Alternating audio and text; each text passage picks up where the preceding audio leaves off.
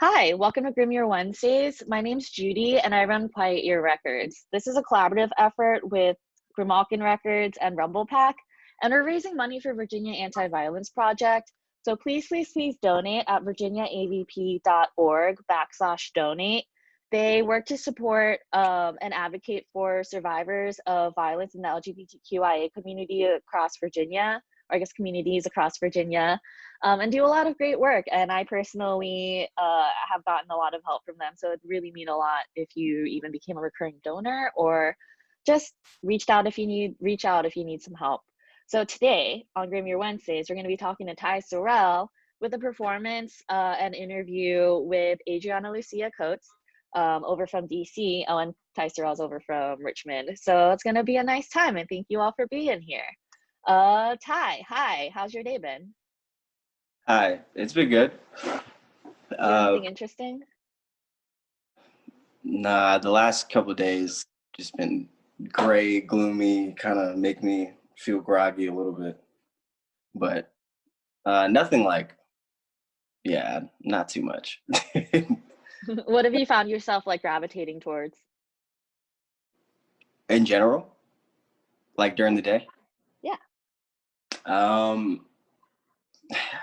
If it's not like making a beat or something, recording, writing, that's just playing Switch, Nintendo Switch, and hanging out with people in the house and enjoying each other, like just being around each other. But other than that, yeah, not really too much, that we can do. But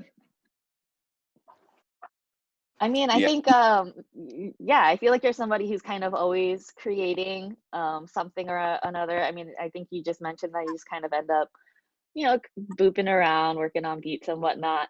mm, And I think, yeah, that's really awesome that you do that for just like the joy of it. That's just like kind of part of your everyday. So it'd be really great to talk about. So you have quite a few projects going on. I'd say like some of the big ones that come to mind for me is obviously your solo project, Ty Sorrell. But then you're also a part of Cardinality, and mm, then with that is also Tribe 95. yeah, Um, yeah, so I guess where to even begin with that? Could you let's talk about Tribe 95 first. Could you tell us a little bit about what that is and what your intentions for it are? yeah. It's more so just like a family of artists, and a long time ago, we kind of just we knew that we wanted to do it with each other and that we like needed each other. We just needed to figure out how to find our process, like collectively and individually. I think now, like, there's a foundation there, so it's a lot, it's just a lot easier for us to um everything's natural, I guess. Everything is just easily organic without even really thinking about it. And we only get better as far as like individually. So that's just, yeah, it's just fun to like be able to have like that kind of growth with people that you can call family. For sure. Um, I guess if you're trying to name drop, who are would you say are like the main collaborators in Tribe 95? Yeah, yeah. So it's me, Luther, Billy Capricorn, um, Jamatsuji, who is also part of Bankai, BN, who is also part of Bankai, Cardinality, and actually AG's here. You want to say Oh, hi? hi. Cardinality, um, Help, I'm Stuck in the Computer, who is a producer. Oh. And who else? Chris, Tron Travolta. John Travolta. That's so good. Dang, yeah, that sounds like a pretty like eclectic group of people, like a lot of different like styles and influences going on there. Yeah, Um, yeah. Like the idea was like we knew obviously we all make very different things from each other, um, but we knew that it fit, and we knew that we could. We knew that it would help all of us ultimately together if we did it together, and like be able to like go out and individually meet and receive resources and come back and kind of like use that collective that helps too. So that's more so like the idea as or the intention for us for Tribe 95. Yeah, something interesting about the ways that like we build communities in Richmond is that I think something that I've noticed is that we build these bonds more so around like our values than I would say like specific genres and types of music. Yeah. I was wondering if you would want be interested in talking a little bit about your experience with that. I guess both in Richmond and outside of there for the different projects that you have going on. Yeah. In my experience here, well, everywhere I should say, Hmm. is that there are places like Tribe 95 where you see examples of like, it being more so about the music or in whatever art form, like it's more about the art, and not necessarily about the type of art or genre in this case. Um, but I also definitely see how genre like can bind how people even link up together or I don't know how people perceive and receive it. I mean, it happens in every genre, but it happens differently, I think. Hmm. Um, but yeah, there's definitely like, especially in Richmond, like there's definitely a whole lot of just people like just working together and genre crosses, not really caring. It's more just about, like I was saying earlier, like it's about the collaboration, it's about the music and making stuff that the collaborators want to make together. So For sure. You put out a new EP recently, solo style, and I noticed I mean, I feel like you're constantly collaborating with people. Um, mhm. but yeah, I mean, it sounded really great. Could you tell us a little bit about your inspirations for the fall selection?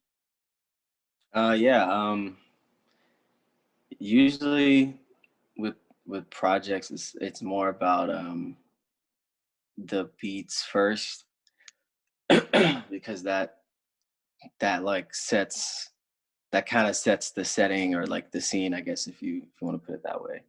Hmm. Before I get to tell you, like, and say what is true to me, but suitable for whatever that beat is. Hmm. So I think it was more just like an idea I got from making one of the songs, um, and a feeling, and then that kind of gave me not a concept, but uh, a theme or like a schematic, I guess, if you want to put it like that. Um, and yeah, just kind of threaded a story with how things played into each other, how they sounded next to each other, um, and how it felt overall. And I think once I got Original Tint, the first song on there, I think it was pretty easy. Like some of it, like Society and House of Wax, like those are like old songs, probably like almost a year old. But again, after I got Original Tint, I kept listening back to older stuff I did and saw how it fit now, and it just ended up becoming what it was. That's interesting. Do you think those songs included lyrics from a long time ago as well, or at least like a year ago as well? Oh yeah, like I recorded and wrote it like almost, yeah. So Yeah. How does it feel, I guess, like, going back to these, like, memories and these words after a while and, I mean, being a different person, you know? Yeah, nah, it happens a lot actually. Like it happened when I put out at God's House. Mhm. Um, Excellent, by the way. So good. thank So you, good. thank you. It happens, but sometimes certain songs hit me like, oh wow, like I can tell that I was younger, or I can tell that because so I have songs now that aren't out that I'm like 19, I think. So I'm sorry, that's like that's a lot. That's a stretch. It's like I'm like 20. I'm like 20 or 21. But Oh still, my god. Okay, when you say it like that, freaking okay, it's fine. yeah, I just turned 24, so like that should, but Oh, okay, wait, no, no, no. If you're 24, like, I feel like 19 is not a 19 is a particular age, I think, in everybody's life because it's like you're not 18 anymore, but you're still not 21. So yeah, revisiting things from that era of your life. yeah, that is actually I don't know if I want to hear that, but I'm so sorry. no, it's fine. But yeah, no, I have songs for sure like now where I'm like 20, 21 that I do plan on putting out, but yeah, like when I hear them, it hits like a differently. But if it fits, it fits. That's how I feel about it. If it doesn't, if I really feel a type of way about it, I won't put it out. Um, but yeah, it's I don't know. I've never really thought of it like kind of how you said, where revisiting feelings, because it's definitely revisiting moments. So I guess there are feelings tied to that. You're right, but yeah, I guess I've just never like thought about it, reflected on it. It's more of when I'm in that mode, looking back for old stuff is more like, oh, like where does this fit now? Uh, can I use this now? You know what I mean? That kind of thing. I mean, I think that's a really great way to look at things is like, rather than getting lost in like the nostalgia of it, like being able Yeah, to listen to something later on after you've created it and still enjoying it, you know what I mean? And like seeing it in a greater context. 'Cause I know like music can act like as a diary for a lot of people. And it makes sense, for people not to want to necessarily like go back to certain songs and it served its purpose, you know?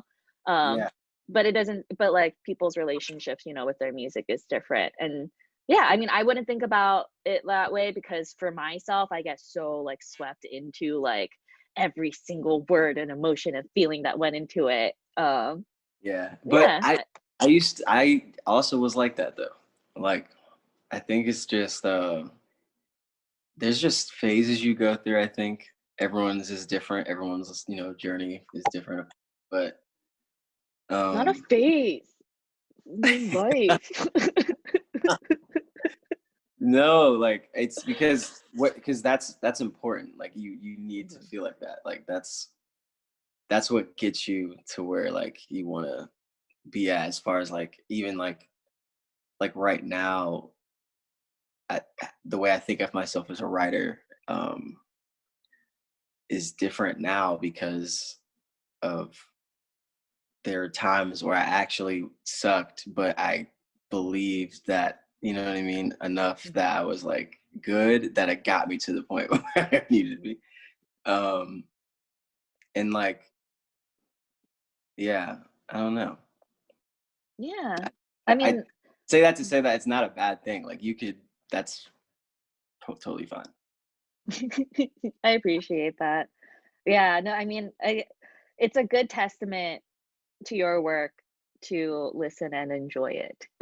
I think that's a good sign for any artist is to be able to just enjoy your work, you know?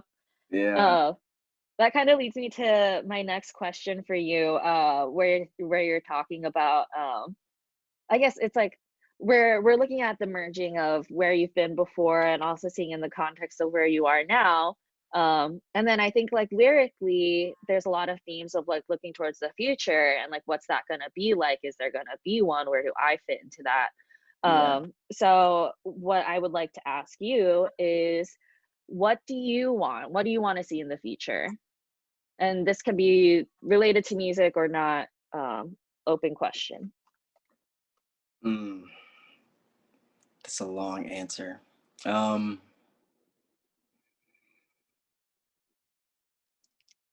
okay, I'll have to break it down. So I guess for myself and for um, Tribe 95 and people a part of that family, I think for that I want to just see just better versions of ourselves now, because in the last like a year or so, I think that we really found our I guess our nucleus, if you want to put it that way. But for in general in life, I think I want to see more people willing to just put in the work, the effort, um, for everything, but to treat people, to consider people, um, and for people to unpack what they need to unpack for themselves and deal with it and heal from it. Um, and I think that alone is a good dent into a lot of things right now. So yeah. For sure. Are there any ways that we can support you specifically? We said fall selection. That's a new thing. So that'd be cool. That you could also just cash at me if you really are feeling generous. What's your Um, cash app? or Venmo. Cash App is just $ Sorrell. Venmo is at Ty-Sorrell. Cool. Is there anything, oh, this is my last question for you, but is there anything else that you would want to say to the world or that you want the world to know? Well, yeah. Right now, I would say to try your best to just maintain some kind of sanity right now. Okay. I feel like right now, I feel like that's what I should say. And I'm very glad to be able to have this conversation with you. And thank you so much for sharing about your experiences and sharing your time and space with us. I just want to give a quick little transition and just remind everybody that this is Grimmier Wednesdays, from Quiet Year Records, rumblepak, and Grimalkin Records. Please donate to Virginia Anti-Violence Project today and tomorrow and every day of your life that you're able to.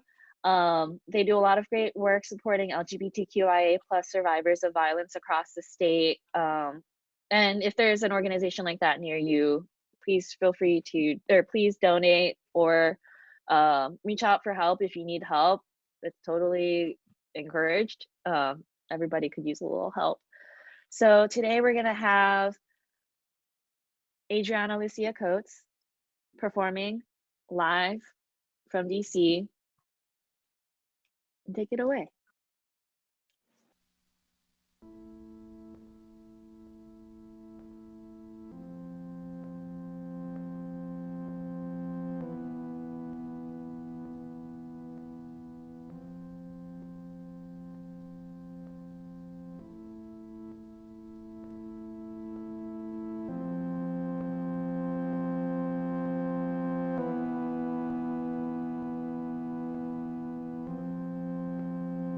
Hello, it's me.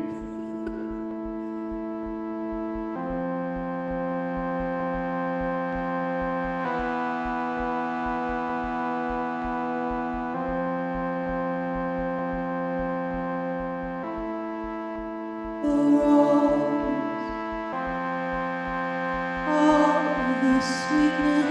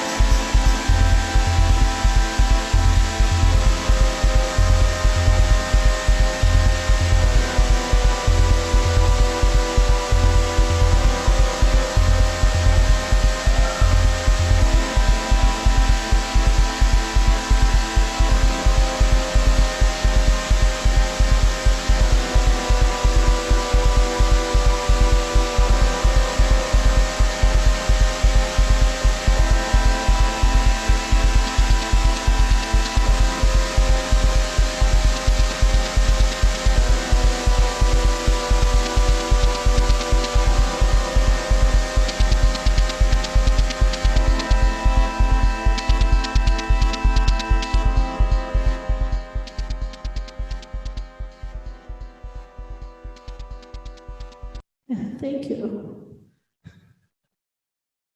Thank you so much. My name is Adriana Lucia. I start speaking in accents when I feel nervous, but I really appreciate you all being here. I think that conversation between Judy and Tyler was awesome. Oh, thank you. Oh, wow. Look at all the comments. Thank you for using the chat, everyone. This is fabulous. Wow. Oh, all of you are so cute and nice. I have one more song, if that's okay. Is that good? Cool. One more song. Some of you might know this one because I've been playing it a lot. I mean, a lot of you might know this song.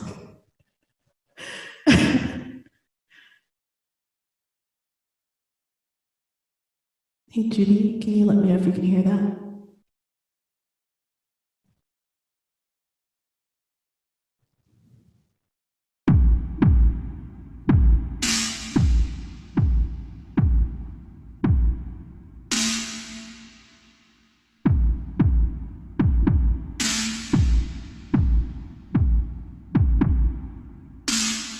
Baby, can you see I'm calling? I've got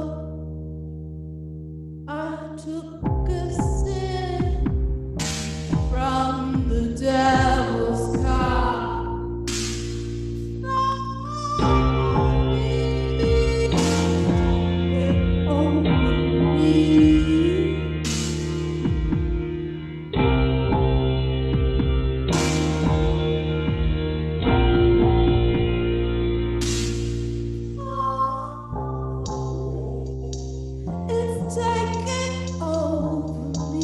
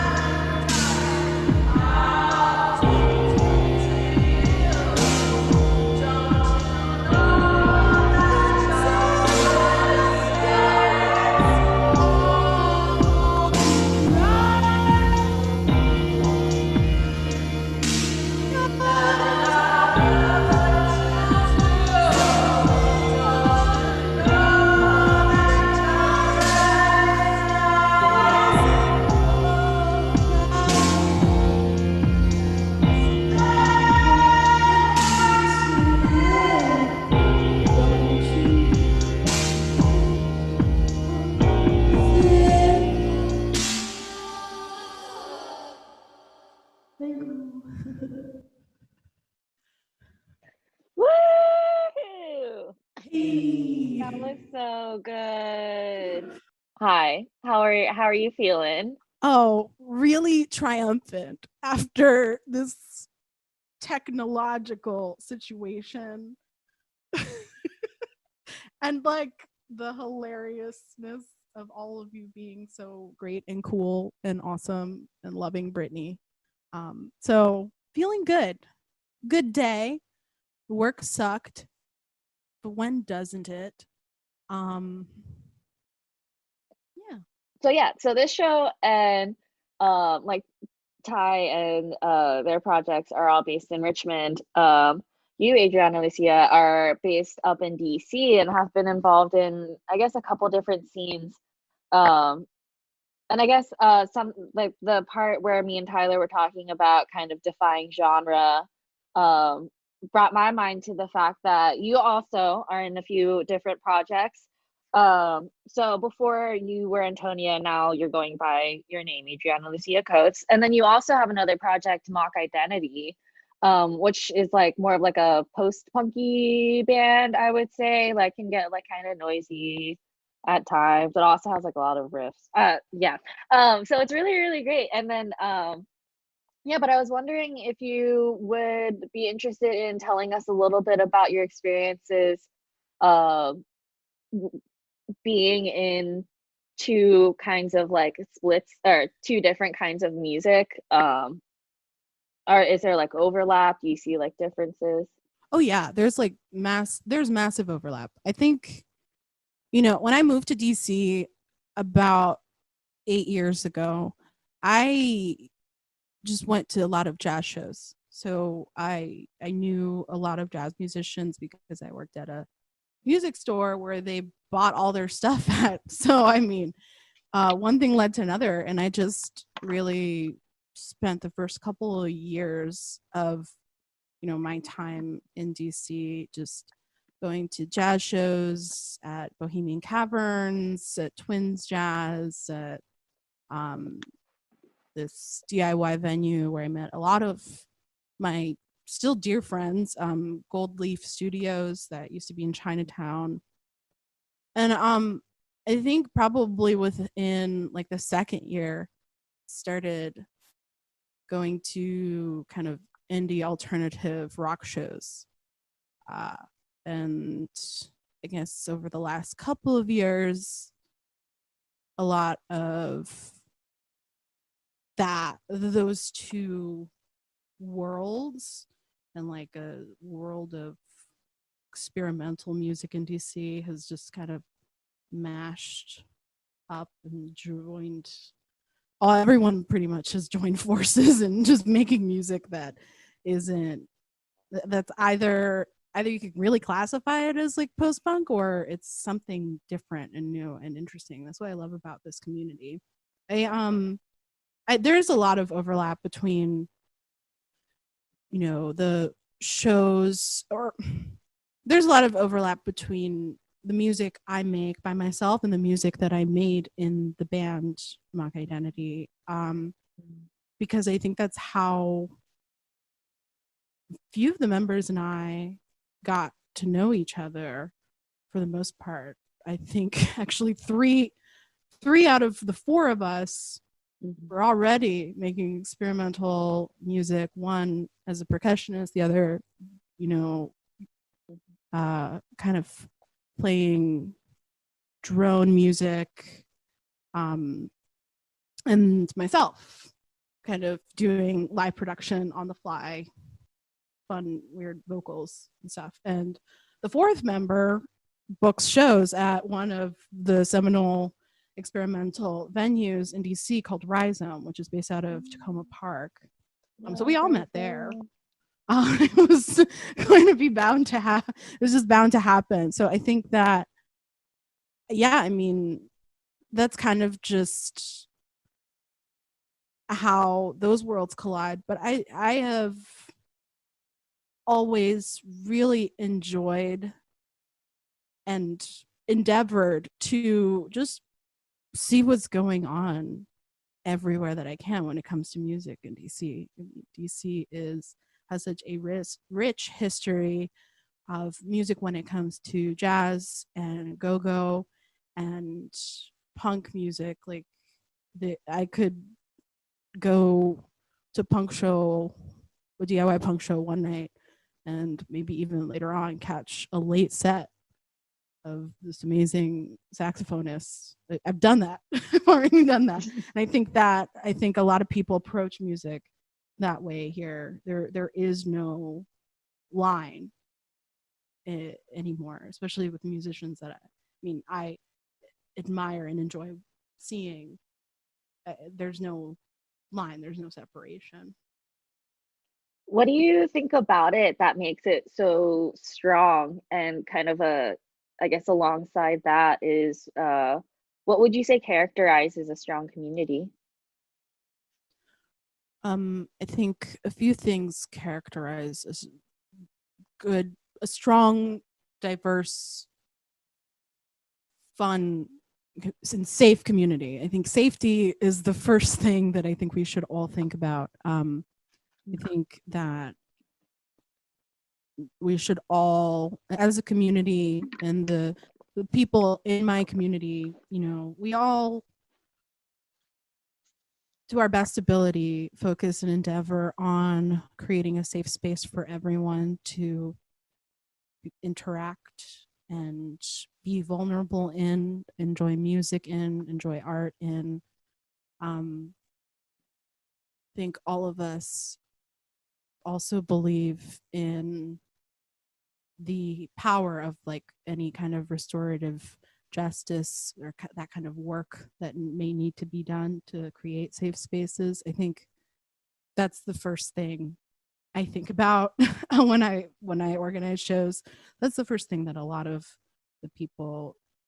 my counterparts in this community think about, and it really does. It's work. It's not always perfect, but it is something that we endeavor to do and to honor and make happen. Additionally, I think that I am just among people, as well as speaking for myself, like the work that we've all done to create and show representation of all of the people that live in DC, that have historically lived in DC, a historically Black city.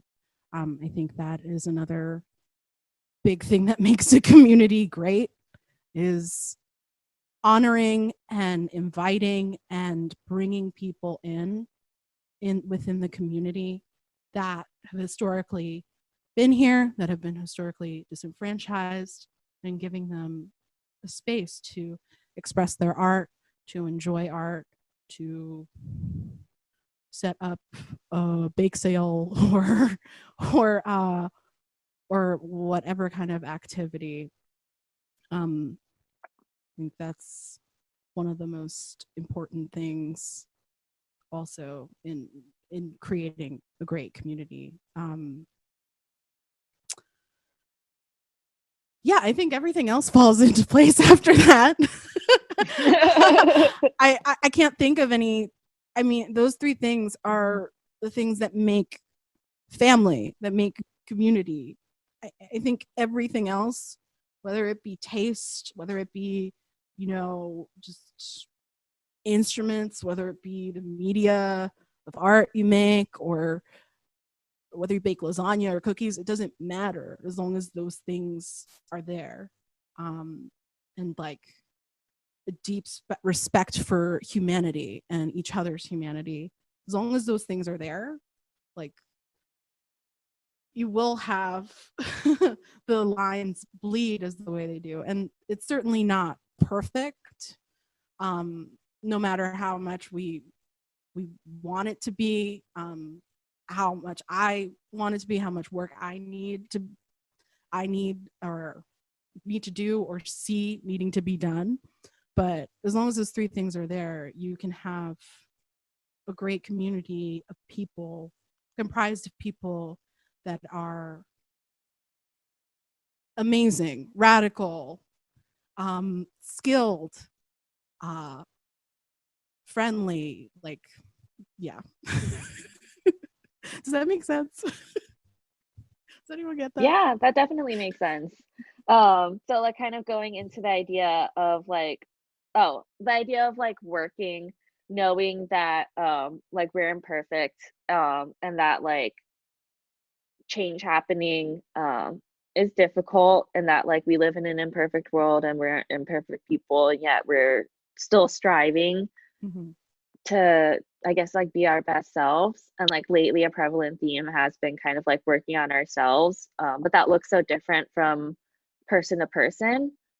um yeah, but I was wondering if you would if you'd be able to speak to any feelings towards uh kind of working towards this goal that, like, we're never going to be able to reach perfection, but just to kind of keep going on forever. Yeah. Some of you that may know me already know that I used to be a Jehovah's Witness for most of my childhood.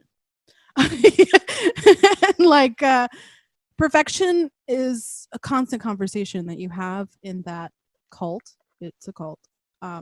It's definitely like the business conference of cults for sure. The only really, I don't know I don't know if you understand what I mean when I say that. But it's still fucking terrible. In any case, that the conversation about perfection came up a lot in my childhood, and for me personally, it sounds like a fucking nightmare. But then to think about the positive things about creating flawless work or making flawless, unreproachable progress to completion, it doesn't, because of my childhood, it just doesn't add up for me. I certainly, it definitely frustrates me. I mean, I'm human, and I am talking to my therapist about something that pissed me off, or the fact that there are things that I just can't control right now. And sometimes it does have to do with perfection or with content. I don't want to equate perfection with contentment, because that is not it. But in a way, I think I might be trying to say, like, if I'm not settled or just fine for a very, very long time. I was just actually talking to a friend of mine about this last night, and I like talked about I think I said, like, hey, do you ever like feel a way, or think about how life is like an ebb and flow? Oh no, I think I said, I feel like I noticed that my life personally is like an ebb and flow. I totally introduced it into the conversation because I really wanted to talk about it. Thanks, Dee. In any case, I am so used to thinking of life and work as an ebb and flow. If I'm, I mean, I equate it to one experience that I had when I was a teenager, when I couldn't afford to rent a violin for my freshman year. So I had to, my orchestra teacher said, oh, there are like 20 violas in the closet in the back. So you could learn how to play viola. And it was 3 months of tutoring with him to learn the F clef. And that was the longest 3 months of my teenagehood. It's one of the things that I think about as being such a long time, but it was 3 months. And a lot of my teenage years, I was either just so blazed out that I just don't remember it, or like really fucking checked out, and just not having a great time. But that 3 months, I mean, of course, among other memories, but that 3 months felt like forever. But I did it, and it's not perfect. I haven't picked up the viola in years, but you know, those 4 years that I played viola, and still to this day, I love that instrument. And it was a wonderful experience. It was the perfect thing to have happened. So I don't know. I mean, I guess those are my thoughts and feelings on perfection. For sure, definitely. Um, I think something that you brought up that perked my ears up was the idea of like how time works when we're in like different parts of our lives. I think particularly now, there's lots of jokes and memes going around about how it's like uh, today is like March 197th. Like we're in You know what I Groundhog mean? Day. Yeah. Exactly. And like 2020 or 2021 is just 2020 part two, you know? It's just like time works so differently based on like how we structure our lives. And so to hear, you know, when you're a teenager and then like 3 months is feels like forever, it's just kind of mind-boggling, I guess. And naive, just a little bit. Like, I know in retrospect, I know what I'm thinking of is like the way I think about it, it's like a print image of time because it's the past. Whereas right now, October 28th, 2020, it feels like it's been a year since March, an entire year. Like, I feel like I had my birthday already, but my birthday is in a month and some change. And yeah, time isn't. I just keep telling this to my friends, and I just say it so vaguely and blasé, like time isn't real. Time is just not real right now, but it doesn't feel real. I feel like I've just been kind of stuck in, you know, I feel like I've been stuck in May. I think March, I was very excited to come home for, you know, my reasons, but I was very excited to work at home, and that is, you know, a huge privilege. And if you really, I'm really lucky to be able to do that. But by May, I was starting to realize, like, that's what you get for feeling so fucking excited about this. This is not, this is terrible. But I think that what we do with this time is important, whether it be making that record, which it doesn't have to be.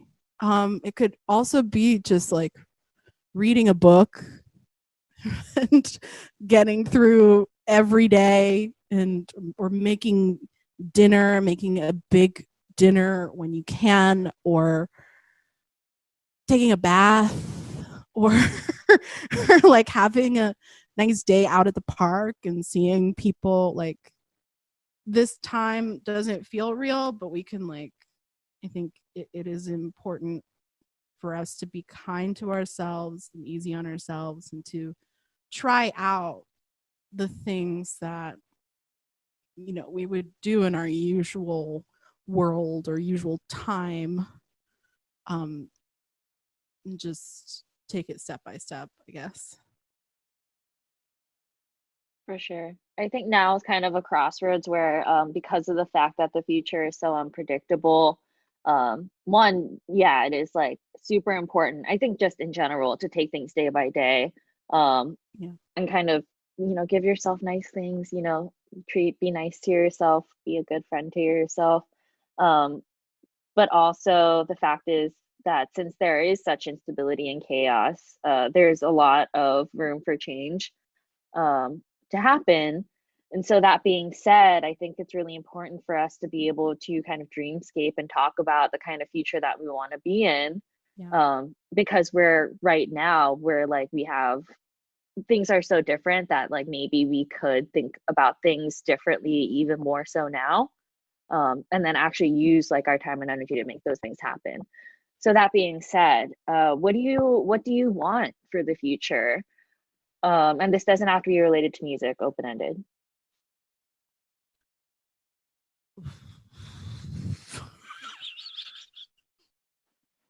I definitely just want a better government.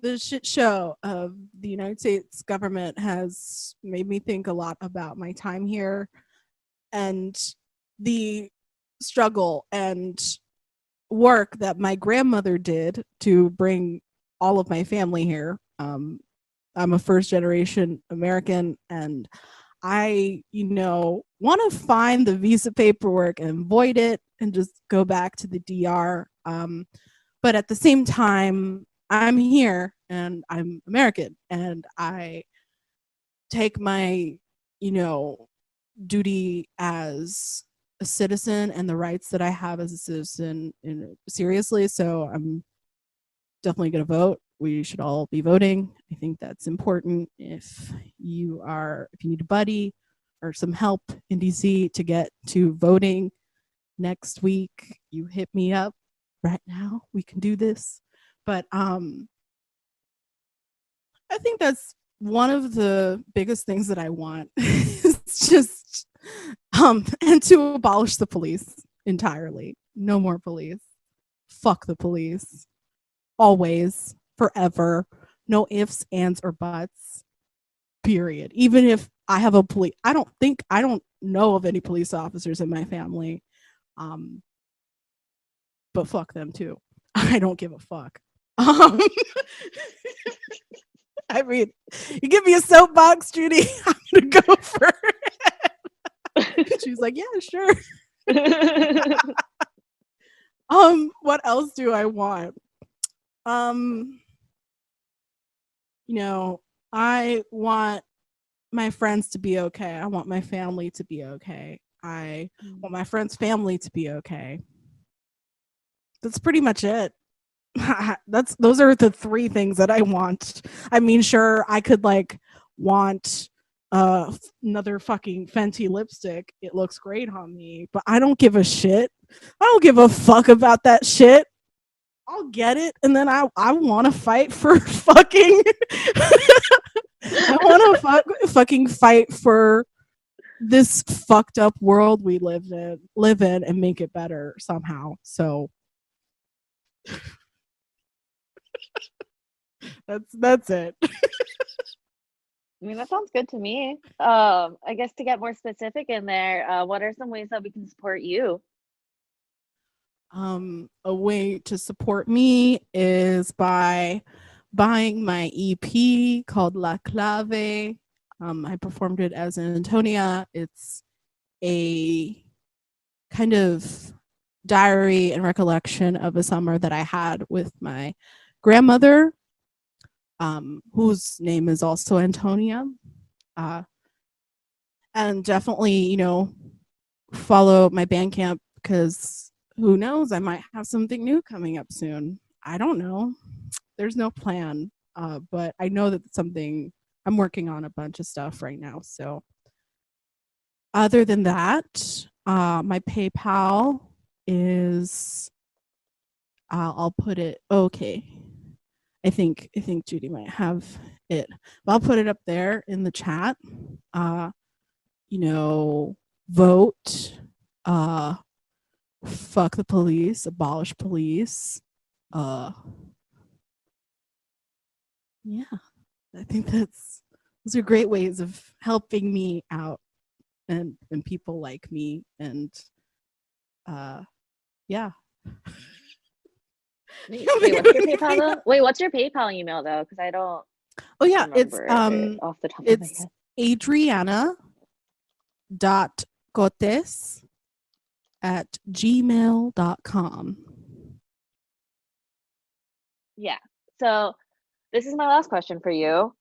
which is there anything else that you would like to say to the world or would like the world to know?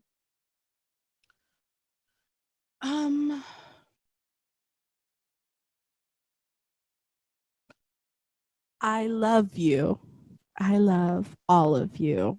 Every single one of you. You're amazing. That's all.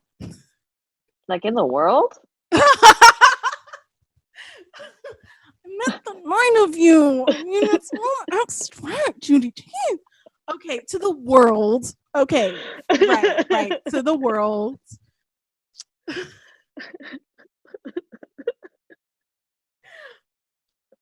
To the world, I think that we all have a little work to do to ourselves and take care of others. and it's okay to ask for help so we could help each other. So I think that's what I want to say. I'm all talked out. nearly. Oh my gosh. Well, thank you so much for sharing your thoughts and experiences with us here on hashtag Grim Year Wednesdays. Yeah, and thank you, Ty, also for being on here and talking with us. Yeah, thanks for having me. Yeah, sorry, I didn't know if it was okay to unmute myself. No, that's totally fine. You're good. Yeah, well, I'm just gonna go ahead and close out then by saying this is Grim Year Wednesdays. Please donate to Virginia Anti-Violence Project at virginiaavp.org. In the chat room is all of the links to everybody and payment information, and it'll be in the video as well later, the recorded video. So thank you all for being here, and I hope you all have a great night. Yay. Bye-bye. Have a good night, y'all.